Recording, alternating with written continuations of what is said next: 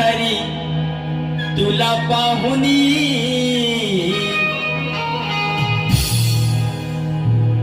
तू अनयाची नार झाली प्रेमान बेजार आणि जोरा जोराने हसते म्हातारी आणि तुला पाहुनी जोरा जोराने हसते म्हातारी तुला पाहुनी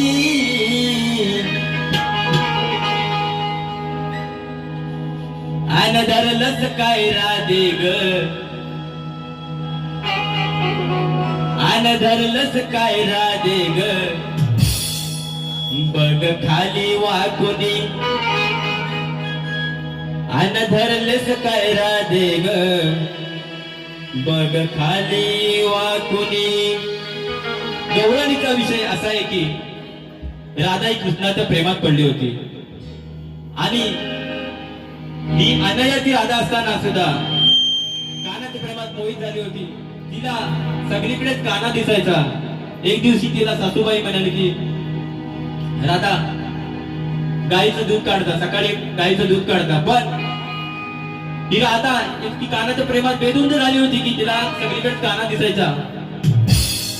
म्हणून ही राधा गाईचं दूध काढायला गेली तेव्हा तिला काना सगळीकडे काना दिसायला लागला. म्हणून ती बैलाच्या खाली बसली आणि बैलाचं शिन्न ओढत बसली. म्हणून आणि सगळी फजिती गोकुळात पाहत होते आणि ती म्हातारी मावशी जोरात हसत होती आणि राधेला म्हणते आन धरलंच काय राधे ग.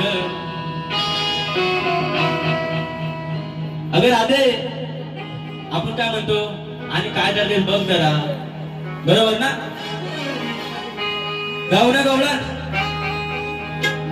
आन धरलंच काय राधे ग बघ खाली वाकुनी आन धरलंच काय राधे ग बघ खाली वाकुनी तू अनयाची नार